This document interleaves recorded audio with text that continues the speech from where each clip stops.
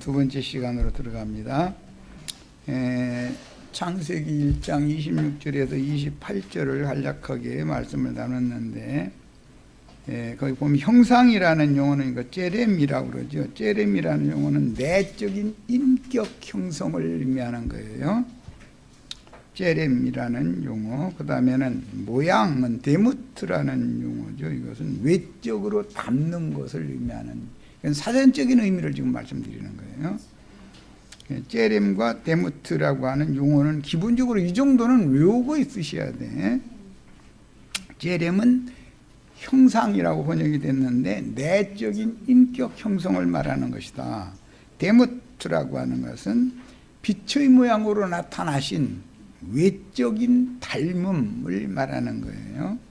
그 다음에 이 과정에서 창조된 어떤 재료가 먼저 있어야 만드실 수가 있죠. 창조라는 단어는 바라라고 그러죠. 먼저 히브리 헌단에 빠라 했었는데, 바라라는 용어, 이건 창조라는 용어고, 아싸 좋다 이렇게 빠라 아싸 이렇게 외우시면 외우기도 쉬워. 아싸는 만들다라는 용어예요. 그러니까 적어도 이 네 단어는 째렘 형상, 데무트 모양, 바라 창조, 아싸 만들다라는 이 네 단어는 기본적으로 잘 암기를 하고 계시길 바랍니다. 자, 이제 6페이지로 갑니다. 16절. 성령이 친히 우리 영으로 더불어 우리가 하나님의 자녀인 것을 증거하시나니, 자녀이면 후사 곧 하나님의 후사요 그리스도와 함께한 후사니 우리가 그와 함께 영광을 받기 위하여 고난도 함께 받아야 할 것이니라 그랬는데, 여기 하나님의 후사라는 이 용어가 셈족에서는 장자라고 그러죠. 장자권이 변동되는 이야기가 성경 창세기 보면 자주 나오죠.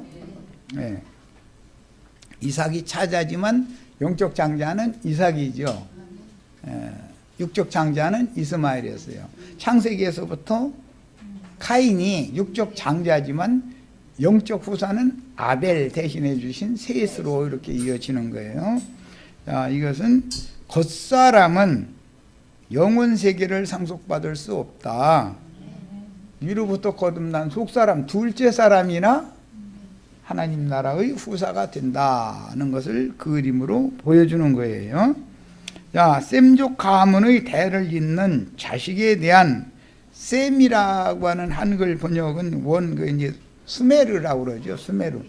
중고등학교 교과서에서 역사책에서 많이 배우셨죠. 수메르 문명, 수메르인들 이런 얘기 많이 배우셨죠. 셈족이다, 셈의 문명이다 그런 뜻이에요. 자, 그 수메르인들의 상속권자라는 뜻이 후사라는 말이에요. 후사라는 말은 상속권자라는 뜻이에요. 그러니까 우리는 하나님 나라의 상속권자가 되는 것을 추구하죠. 하나님의 후사 되는 걸 추구한다 그런 말인 거예요. 아침에 늘 일어나서 숨을 쉬면 또 밥을 먹으면 이걸 생각하셔야 돼. 나는 왜 오늘 아침에 살아있어야 되는가? 왜 또 숨을 쉬고 음식을 먹어야 되는가? 뭐가 되기 위해서?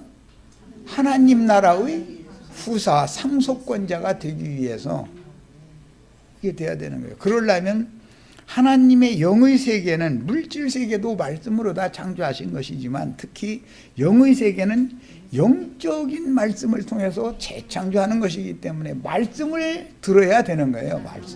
말씀을 받아야 되는 거예요. 창조는 모두 뭘 한다? 바라는 뭘 한다? 말씀으로 하는 거예요. 데무트는 뭘 해요? 말씀으로 하는 거예요. 창조하고 만드는 모든 과정에는 말씀이 하는 것이다. 이것은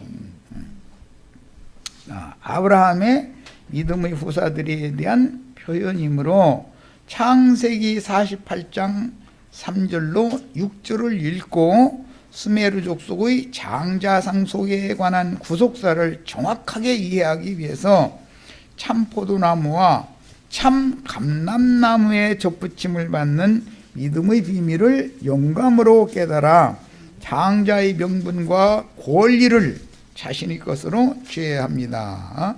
자, 창세기 48장 다 가서 창세기 48장 다 펴입니다. 1절에서 6절까지 읽겠습니다. 이 일 후에 어떤 사람이 요셉에게 말하기를 네 아버지가 병들었다 하므로 야곱이 죽을 때가 됐다 그 말이에요. 지금 야곱이 어디에 있어요? 애굽에 내려가 있어요. 그가 곧 두 아들, 그가는 야곱이 곧 두 아들 요셉이 애굽에서 난 아들들이죠. 므낫세와 에브라임과 함께 이르니 어떤 사람이 야곱에게 말하되 네 아들 요셉이 네게 왔다 하매 이스라엘이 힘을 내어 침상에 앉아 요셉에게 이르되 이전에 가나안 땅 루스에서 전능하신 하나님이 내게 나타나사 복을 주시며 내게 이르시되 내가 너로 생육하고 번성하게 하여 창세기 1장 26절에서 28절을 염두에 두고 여기 오는 거예요.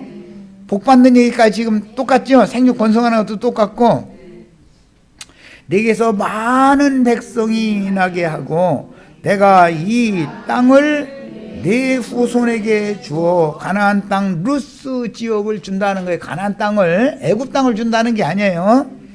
영원한 소유가 되게 하리라 하셨느니라. 내가 애굽으로 와서 네게 이르기 전에 애굽에서 네가 낳은 두 아들 에브라임과 므낫세는 내 것이라 거기 표시를 해놓습니다. 에브라임과 므낫세는 낳기는 누가 낳았죠? 요셉이 아내 이름이 누구죠? 예. 온 제사장의 딸인 보디베라의 딸이 아니라 온 제사장의 딸인 아스낫이라고 하는 여인을 아내로 취해가지고 둘을 낳는데 므낫세가 형이고 에브라임이 동생이었어요. 형제를 지금 아버지 앞에, 즉 할아버지 앞에 지금 데려가서 인사를 시키는 중이에요. 자, 그랬더니 에브라임과 므낫세는 네 아들이 아니고 누구 아들이다? 내 것이다, 내 것이다 라고 아들을 뺏어버렸어. 요셉의 아들을 뺏어버렸어, 아버지가. 그랬는데 여기 너는 내 것이라 라는 말이 이사야 선지자가 많이 인용하죠. 야곱아 너는 내 것이라, 이스라엘아 너는 내 것이라.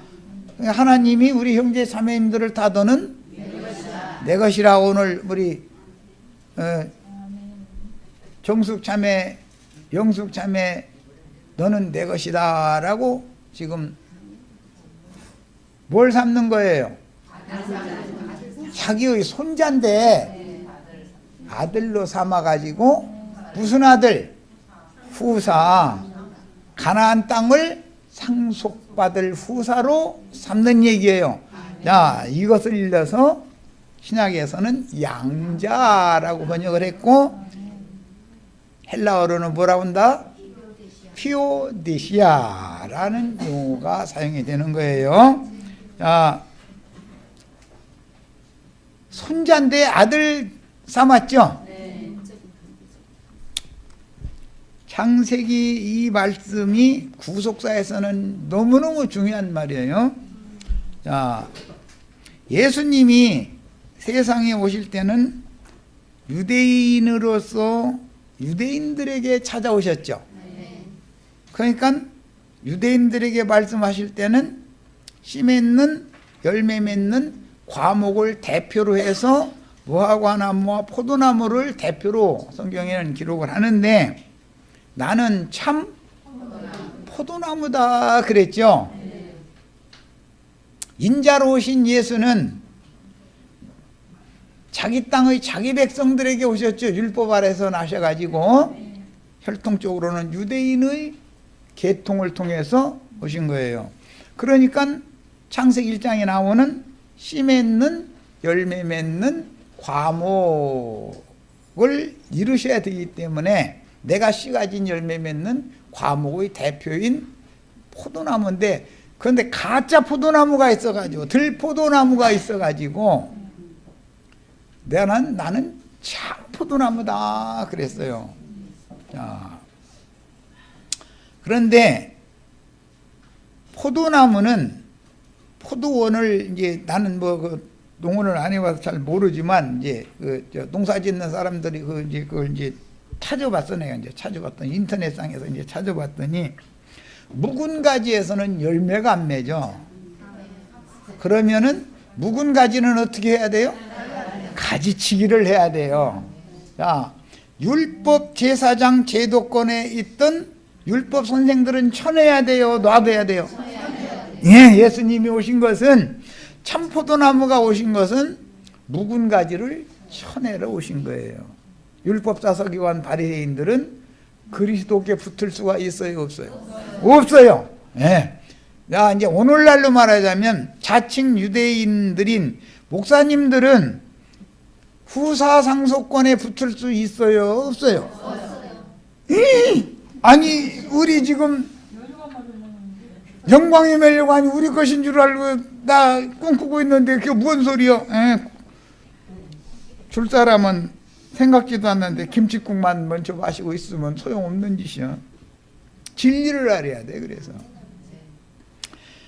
포도나무는 반드시 세 가지에서만 열매를 맺기 때문에 먼저 농부가 하는 일은, 즉 농부는 내 아버지는 농부시다, 예수님은 그러는데, 하는 일은 무엇을 먼저 해야 돼요?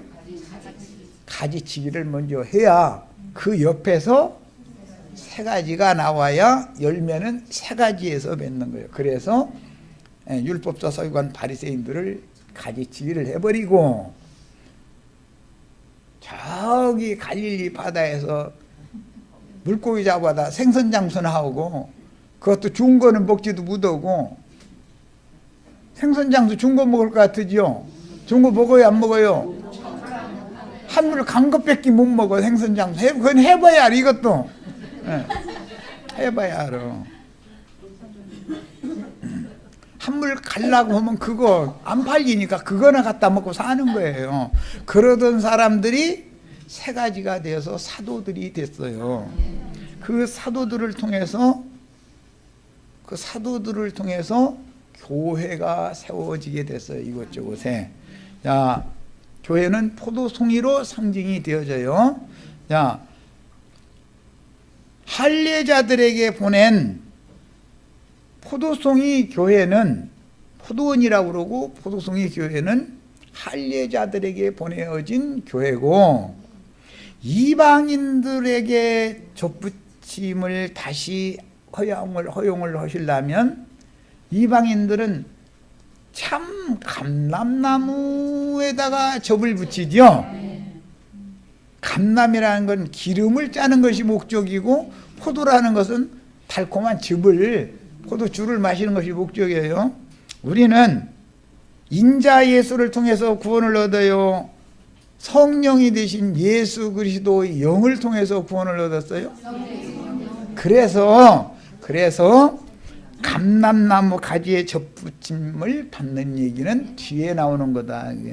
이방인의 사도인 바울 사도를 통해서 증거가 되는 거예요. 이해하셨죠? 이거 하나님의 경륜이라고 그래요. 하나님은 예수님이 오실 때는 자기 땅 자기 백성에 오셨는 게 유대인들이죠. 이스라엘 12지파죠. 그들에게 왔을 때는 너희는 포도나무에다가 접을 붙여야 된다라는 말씀을 하시는 중이고, 왜 지금 내가 이 얘기를 하냐면, 요셉이 이방 여자를 통해서 난 아들이잖아요. 히브리 원족이 아니잖아요. 아들은 요셉이지만 종자 씨는, 말씀은 예수 그리스도의 성령의 말씀이지만, 성령이 교회들에게 하시는 말씀, 씨는 한 씨지만, 동일한 씨지만 밭은 전혀 다르죠, 태생이.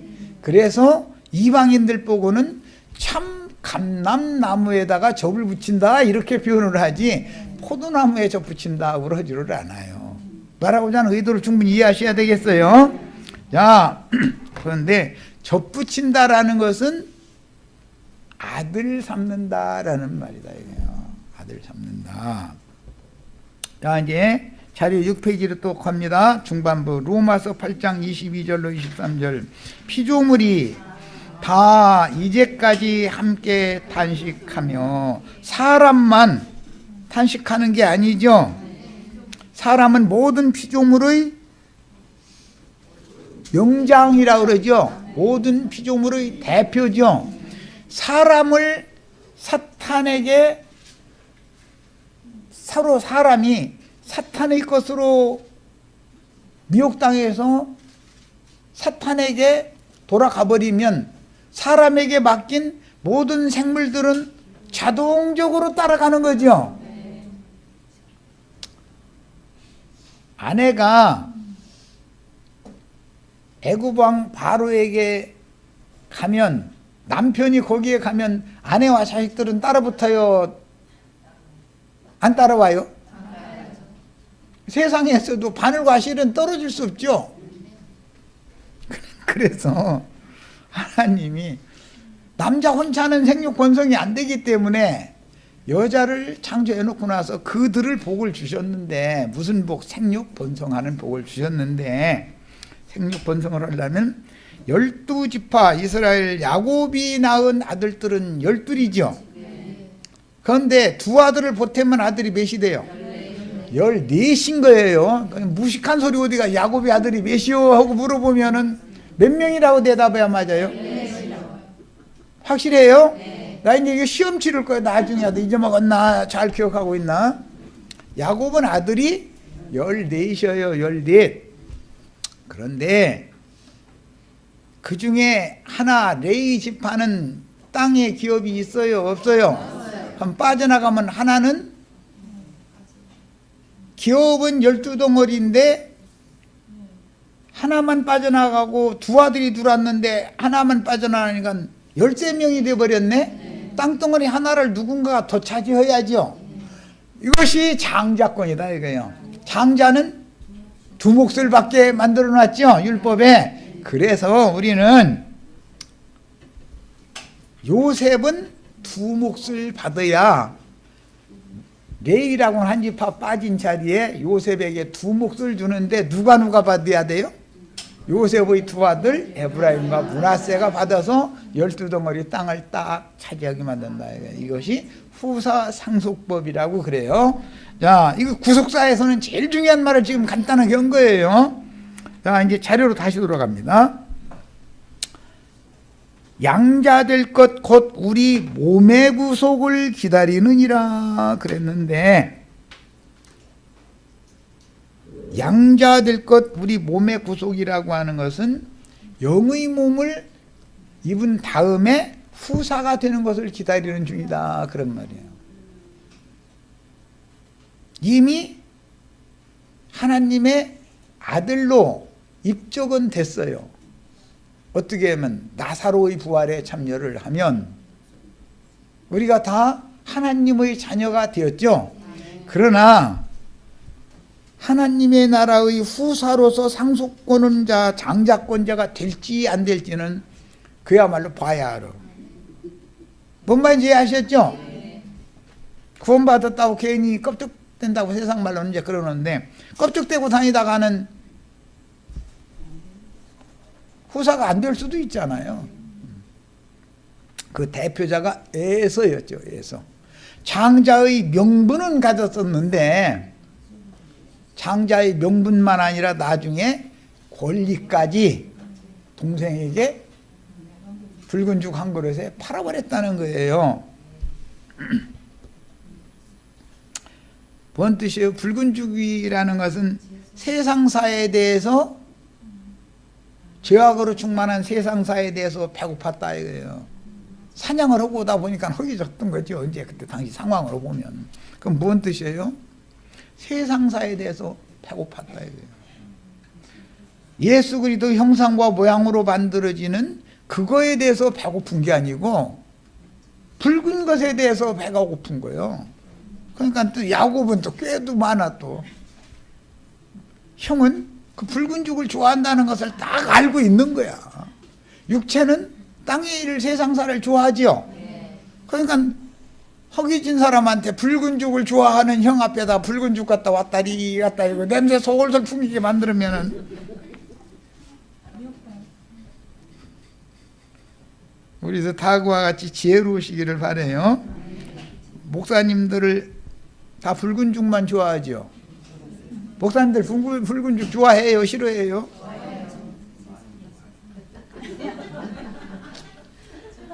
하나님이 좋아하시는 별미를 좋아하는 게 아니라 붉은 죽을 좋아해. 참 신기한 사람들이요. 하나님은 별미를 좋아하시죠? 오늘 우리 별미 먹으러 왔죠? 붉은 죽 먹으러 가려면 그쪽 궁에 가면 되는 거예요. 이해되셨죠? 이해가 안 됐으면 기도해 보시길 바라고. 지난 죄과들과 허물들을 단번에 사면받는 구속을 받은 이후 교회 생활을 통해서 혼의 구원을 이루는 과정이, 사람은 목마르고 배고프고 헐떡거리는 것은 그 혼이 그런 거지요. 혼이 청년의 때가 되면은 자동적으로 남자는 여자를, 여자는 남자를, 청년 처녀가 서로를 원해가지고 헐떡거리죠. 배고프고 목마르죠. 안 해보신 것처럼 심대고 대답을 하네. 아이 나는 안 그랬어. 안 그랬으면 애를 어떻게 해놨어. 이런 건 비유다 이거예요. 뭘 먹고 싶어 하는 식욕은 실제로는 하늘로서 주시는 영생하는 참떡에 대해서 배가 고파야지, 붉은 죽에 대해서 배가 고픈 사람은 문제가 일어날 수밖에 없는 거죠. 자, 그래서 결국은 영의 몸으로 구속을 완성하는 날까지 영이 거듭났을지라도 성령의 인침이 있어서 언제까지 몸의 구속을 이루는 완성하는 때까지 교회 생활이라는 것은 필수적이다. 하나님은 검은 옷 입은 애를 가끔 보내가지고 좀 가끔 혼내키죠. 그렇게 않으면 사생자예요, 참아들이에요? 그런데 그런 일이 수없이 반복해서 지나가도 교회에 와서 말씀을 가르치지 못하면 이 일이 왜 오는지를 알아요, 몰라요? 자기 힘으로 하나님이 보낸 어둠의 천사 씨름해서 넘겨보려고 하면 천사가 넘어가요, 안 넘어가요? 계란으로 바위치기죠. 그러면 무릎 꿇고 나에게 축복해달라고 해야 돼요? 끝까지 누가 이기나 한번 해보자고 해야 돼요? 알아서 하세요, 그거는. 야, 메시아의 왕국을 상속받는 후사들이 되기를 기다리는 교회 생활의 회복이 필요하다. 영혼의 회복이라는 건 실제적으로는 교회 생활의 회복인 거다. 그래서 하늘에 기록한 장자들의 교회, 그 장자들은 후사죠. 장자는 2배로 받는 사람들이에요.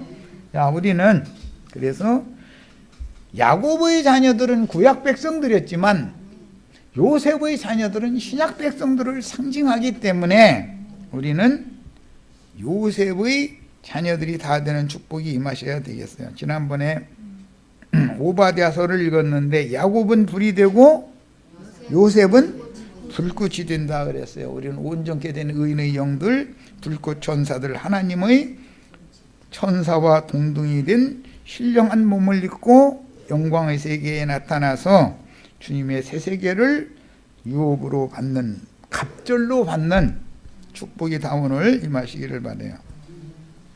야, 우리는 분명히 구속받고 영이 거듭나서 죽은 자들 가운데에서 살려주심을 받았으나 아직은 몸의 구속을 받아 천사와 동등인 영광의 몸으로 죄와 상관없이 2번째 나타나실 예수와 함께 영광의 세계로 나타난 상태는 아니다. 그러므로 그 부활, 나는 그 부활이요 그 생명이니 마르다야 네가 이것을 믿느냐? 그럼 우리는 믿어야죠. 자, 이제 우리가 다 마르다처럼 믿었다면 그 부활에 참여하려고 하늘에서 보이신 계시가 필요하다. 이제 교회 생활이라는 것은 어디에 가니까 유명한 세상의 뭐 장관, 장군들이 많이 모인다더라. 변호사, 뭐 판사들이 많이 있다더라. 뭐 거기 그 큰 기업의 회장님들이 많이 온다더라. 그래서 그 예배당에 가야 되는 거예요?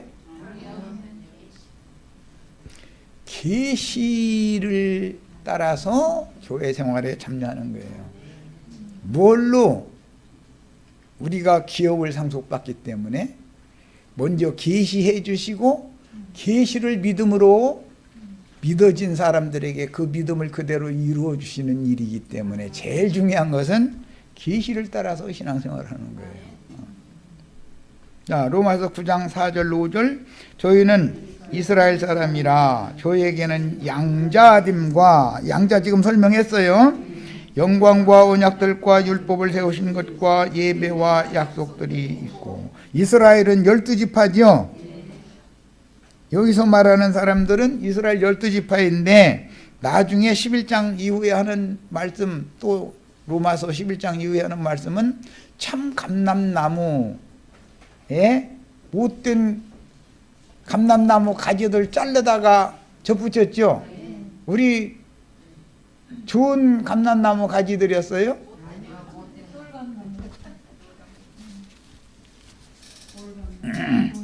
그거 자르다가 접붙인 것이 그러니까 히브리인들보다 우리가 더 은혜가 크죠.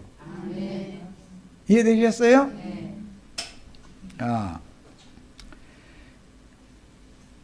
조상들도 저희 것이요 육신으로 하면 그리스도가 저희에게서 나셨으니 저는 만물 위에 계셔서 세세의 찬양을 받으실 하나님이시니라. 아멘. 여기 양자됨 휘오데시아예요. 자, 이 그리스도는 유대인들을 위한 메시아였죠. 그러니까 감람나무로 오신 분이에요? 포도나무로 오신 분이에요? 예, 이스라엘 12지파에게는 포도나무로 오셨어요. 이스라엘 12지파의 교회 예루살렘 교회는 포도원이라고 비유를 해요. 그러나 이방인의 교회는 감람원이라고 비유를 해요. 그래서 사도행전 이후에 성령의 역사가 있는 이 사도행전 이후에는 포도원이라는 말이 사용된 게 아니라 감람원이라 하는 산에서 안식일에도 가기에 알맞은 거리 얘기가 그래서 나온 거예요. 자, 복음서에는 포도원이죠. 그런데 이런 이치도 모르고 포도원 교회 해가면서 지나가다 보면 거리마다 포도원 교회 간판 많죠. 그 사람들이 유대인들이에요? 진리에 대해서 너무 무지하다. 너무 무지하다. 진리를 너무 몰라. 가르치는 사람 자신이. 우리는 감람원에 모인 사람들이에요. 우리는 금기름 붓는 집이잖아요. 사이트 이름이. 순결한 기름이 감람기름이잖아요. 순결한 감람기름은 성소에 불을 밝히는 등유로 쓴단 말이야. 그것을 스가랴서에서는 순결한 감람기름이라고 앞에 설명해 놓고 나서 두 감람나무 가지에서 그 흘러낸다 해놓고 나서 이게 금기름이다 그랬잖아요. 나도 한 형제가 카페 이름 하나 짓는데도 허투루 진 게 아니에요. 아무 생각 없이 저는 게 아니에요. 나 형제 자매님들의 심령에 금기름이 순결한 감람기름이 넘치도록 부어지고 채워지는 축복 이 시간에 꼭 임하셔서 형제 자매님들의 영에 주님께서 거듭날 때 불을 밝혀주셨던 그 심지에서 불이 꺼지는 일이 없도록 기름 공급을 계속 받으시기를 바라요. 자, 갈라디아서 4장 4절로 7절입니다.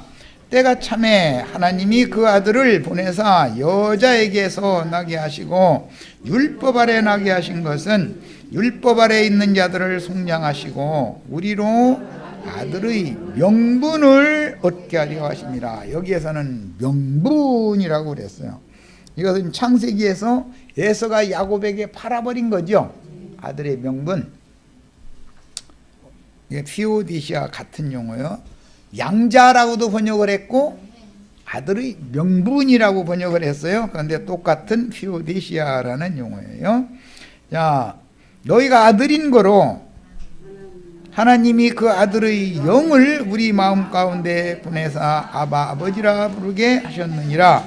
그러므로 네가 이후로는 종이 아니요 아들이니 아들이면 하나님으로 말미암아 유업을 이을 자니라. 기왕 아들이 되면 장자권을 획득해서 갑절로 장자의 후사의 복을 다 받으셔야 되겠어요. 에베소서 1장 5절 그 기쁘신 뜻대로 우리를 예정하사 예수 그리스도로 말미암아 자기의 아들들이 되게 하셨으니, 여기 자기의 아들들이 되게라고 번역했는데 피오데시아라는 용어가 사용이 됐어요. 야, 아들의 명분을 얻은 것은 구속받고 영이 거듭나는 부활로 구울 무덤에서 나온 나사로로 대표되며 장자의 권리를 쟁취하여 후사가 되기 위해 교회 생활을 통해서 혼의 구원을 이루는 과정이 지난 후에 몸의 구속을 받아 하늘에 속한 자의 형체와 같이 영화로운 영의 몸을 입고 나타나는 몸의 구속을 받아 그 부활에 참여할 때 비로소 창세기 1장 26절로 28절의 예언이 성취되어 계시록 20장 4절로 6절 천년 동안 왕노로 사는 자들이죠. 계시록 21장 7절 이런 사람들은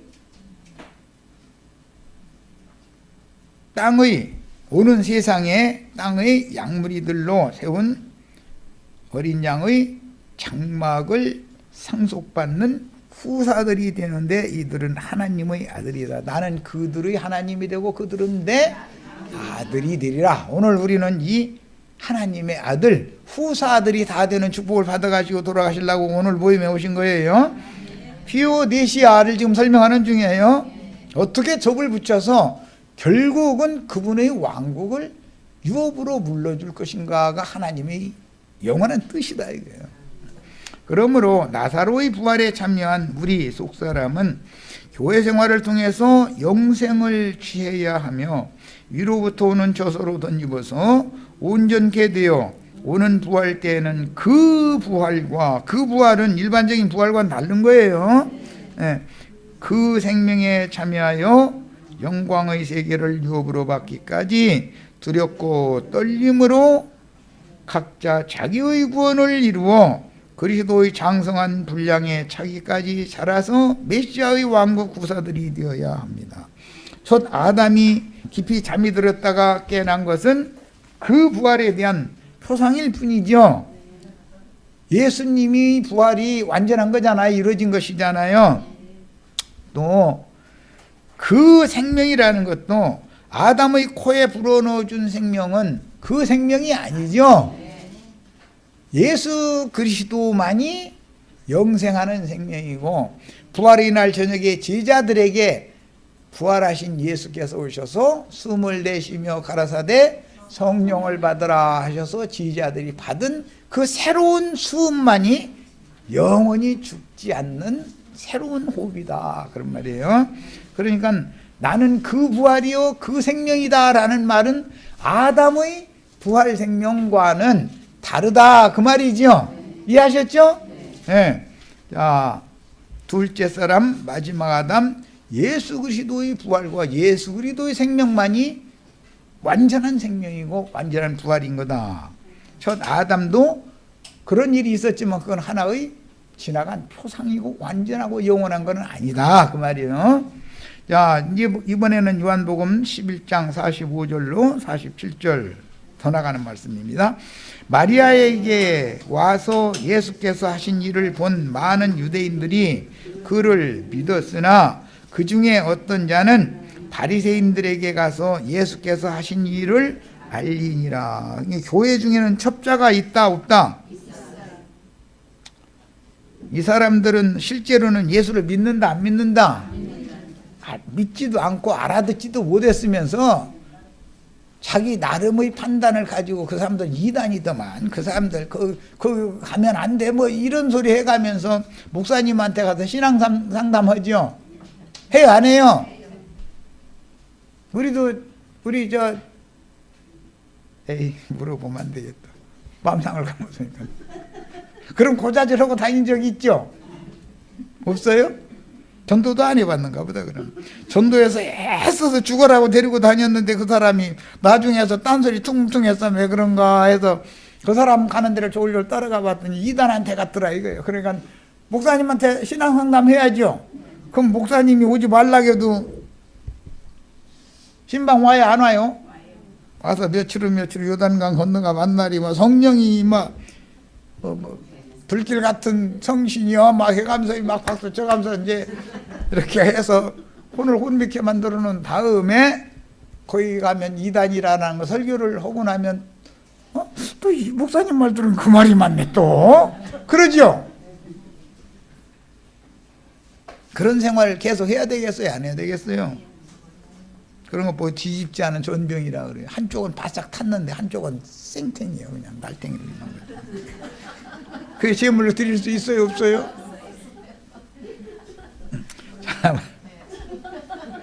이에 대제사장들과 바리새인들이 고자질하는 소리를 듣고 난 거예요. 이제 공회를 모으고 이르되 이 사람이 많은 표적을 행하니 우리가 어떻게 하겠느냐. 아니 죽은 자도 살려놓으니 이거 감당이 안 되는 거지 이제. 만일 그를 이대로 두면 모든 사람이 그를 믿을 것이요. 그러니까 대제사장과 바리새인들 유대교 공회에 속한 사람들은 예수를 믿게 하는 거예요. 예수를 못 믿게 하는 거예요. 예배당 목사님들은 예수 믿으라는 거예요, 믿지 말라는 거예요? 왜 그래요? 그들이 볼 땐 예수가 지금 나사렛 이단의 괴수지요. 이단이에요. 지금 대제사장, 바리새인, 율법사 이 사람들이 볼 때는, 목사님들이 볼 때는 나도한 형제같이 흉악한 이단이 없어. 삼일체도 안 믿는다지, 예정론도 안 믿는다지, 조직신학 다 깡그리 막 무시해버리지. 그럼 뭐야 이거? 그 이단이더만. 조직신학을 믿어야 돼요, 성경을 믿어야 돼요, 삼일체를 믿어야 돼요, 유일하신 하나님을 믿어야 돼요, 예정론을 믿어야 돼요, 그리스도의 은혜를 믿어야 돼요. 시험 볼 거예요. 이거 내가 이제 시험 문제 내가지고 한번 몇 점만 나 다 체크할 거예요. 이제. 그리고 로마인들이 와서 우리 땅과 민족을 빼앗아가리라. 예수 믿으면 로마인들이 와서 가나안 땅과 이스라엘 12지파 다 뺏어갑니까? 맞습니다. 예수를 믿으면 유대교 지도자들의 권세를 다 박탈해가지고 새 세상을 살게 만들어버려. 예수 믿으면. 그러니까 이 사람들은 이게 두려운 거예요 지금. 기독교계를 그들은 입으로는 개혁한다고 그러지만 진짜 기독교계를 개혁하려고 그러면은 그 사람들이 떨죠. 당신들 그거 개혁하기를 원해? 그러면 사람의 손으로 지은 성전이라는 건 없는 거니까 그 예배당 건물 다 패버려라. 그럼 그 사람들을 개혁하려고 해요, 안 해요? 그러니까 그 사람들은 성경에 있는 건 그거고 자기네들 하고 싶은 대로 하고 그걸 바꿀 생각 없죠? 성경에는 신부 목사라는 명칭도 없으니까 오늘부터는 신부 목사라는 호칭 듣지 마. 그러면 그거 버리려고 해요, 안 버려요?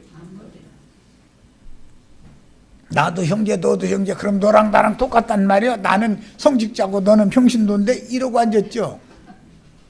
그럼 그지도 다 죽는 수밖에 없는 거지. 어떻게 이거 그래가면서 종교를 개혁을 해야 된대. 성경에 11조를 세상 돈으로 내라고 한 일이 있어요, 없어요? 그런데 그걸 해야 된다 이거예요. 왜 해야 되냐면 11조를 낳는 사람은 이것은 내 양이 아니라 이거예요. 그럼 11조면 자기 양이지 예수님의 양이 아니네. 그럼 사람의 양 되고 싶어요, 예수님의 양 되고 싶어요? 예수님 양 되고 싶으면 11조 돈으로 내시면 안 돼요. 우리 형제 자매들 보고 오늘부터는 좀 이제 11조 내자 해도 내지도 않을. 얼굴 보니까 다 바르고 다르가지고 뭐 11조 돈으로 내도 않게 생겼고.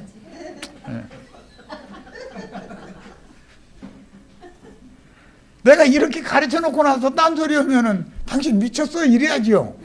그리고 따져야 되잖아요. 그런데 지소리도 안 해. 그럼 같이 망하자 그 말이잖아요. 같이 멸망하고 말자 그 말이잖아. 그런 무지한 신앙생활을 언제까지 할 거냐 이거예요. 그런데 이번 4월달 셋째 주 15일, 16일, 17, 18 이때 이제 며칠 가서 좀 쉬고 오려고 그러는데 돈이 필요한데 그때는 알아서들 하세요. 그러면 11조 내라고 내지 말라고 하는 대신 공개적으로 또 이건 돈 건너만 아니 거둬야지. 그러면 본인이 가서 먹고 마시고 교통비용 걸 건데 그러면 어떻게 할 거예요? 그건 내가 돈 많으면 내가 다 해줘 버리겠어. 그런데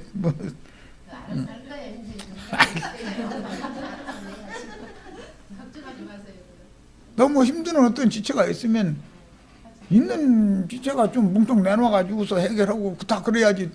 뭔 일 있을 때 나한테 다 미루면 나 아무것도 못하는 거지 뭐. 이런 문제와는 다르다 이거예요. 그렇죠? 알아서 하는 거야. 이건 알아서. 자,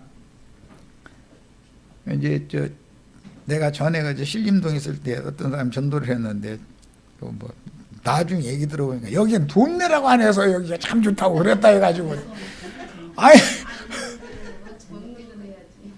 돈 안 내면 존대예요? 그것도 아니잖아요. 알아서 하는 데가 존대지. 눈치 없어? 눈치껏 하는 거지 그거야. 그 대신 나를 위해서는 안 해도 돼. 내 몫은 내가 낼 거예요. 그건 틀림없이 난 그렇게 할 거예요.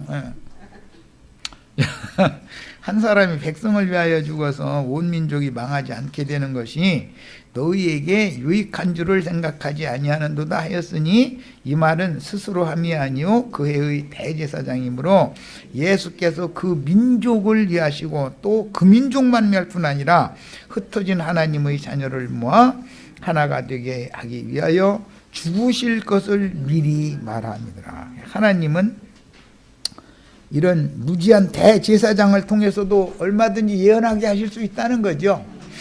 근데 목사님을 통해서도 예언을 하게 해놓고 나서 지가 한 말이 무슨 뜻을 했는지도 몰랐어. 이제 이거의 문제인 거죠. 이제 이날부터는 그들이 예수를 죽이려고 모의하니라. 그러므로 예수께서 다시 유대인 가운데 드러나게 다니지 아니하시고 거기를 떠나 빈들 가까운 곳인 에브라임이라는 동네에 가서 지자들과 함께 거기 머무르시니라. 여기는 두 번째 피난 간 동네죠. 장자권 얘기하다가 지금 에브라임은 므낫세의 동생이고 애굽에서 요셉이 난 아들이에요. 그런데 이 에브라임이라고 하는 원래 가나안 땅에 들어갔을 때 이 지역은 에브라임에게 기업으로 줬지만 나중에 므낫세의 기업이 되게 바꿔지게 되죠. 그 여호수아 보면은. 자, 그러면 이것은 뭔가 성경이 말하고자 하는 어떤 암시를 감춰놓고 있다는 것을 금방 알 수 있죠. 이번은 두 번째 피난 가는 중이죠. 그러면 나사로를 부활시키러 오시기 전에 한 번 피난 갔는데 어디로 갔어요? 안 잊어먹었구나. 기억을 시켜놓느라고 그래. 에노는 특징이 물이 많은 것이요. 세례 요한이, 침례 요한이 에논 가까운 살라임이라고 하는 곳에서 침례를 줬다고 했어요. 예수도 거기에 가서 침례를 받았어요. 자, 주님께서는 피할 곳을 두 군데를 마련을 해 놓으셨는데 유대인들을 위해서도 피할 곳을 마련하셔야죠. 율법과 선지자의 사역을 하는 세례 요한이 어디에서 세례를 줬어요? 살렘 가까운 에논에서 세례를 줬어요. 유대인들을 위해서도 도피성 피할 곳이 필요하잖아요. 마귀가 역사하면. 그러면 이방인들을 위해서도 피할 곳이 필요하죠. 우리를 위한 피할 곳은 어디라는 어느 동네예요? 에브라임 동네예요. 자, 에브라임 열매가 풍성한 땅이라는 뜻을 가진 가나안 정복 시에 요셉에게 주어 에브라임 지파에게 할 땅에 주었으나, 여기 자가 빠졌네. 나중에 므낫세의 기업이 된 성읍이며 실로가 있어서 여호수아 시대부터 엘리 때까지 여호와의 궤가 안치되었으나 신약 시대에는 감람산 기슭의 베다니에서 이제 12장으로 연결하는 거, 이거는 나사로를 부활시킨 후에 유대교의 박해를 피해 대제사장 무리가 죽이려고 하니까 예수님이 두 번째 비난하는 거예요. 첫 번째는 뭐 때문에 비난을 갔죠? 날 때부터 소경된 자 눈뜨기 한 것 때문에 죽이려고 하니까 비난 갔잖아요. 그러니까 내내 한 얘기해서도 시험 치르면은 50점밖에 못 맞아. 이러면 안 되죠. 두 번째는 왜 비난가요? 나사로를 부활시킨 것 때문에 죽이려고 하니까 비난을 가는 거예요. 자, 유대교의 박해를 피해 일시 거주하셨던 두 번째 피난지입니다. 첫 번째 피난처였던 에논과 요셉에게 준 기업인 에브라임이라는 피난처를 대조해야 된다. 우리는 혈통적인 유대인들이 아니죠. 우리는 어디로 다급하면 어디로 도망가야 돼요? 에브라임으로 가시는 거예요. 자, 여기까지 해서 두 번째 시간을 마칩니다.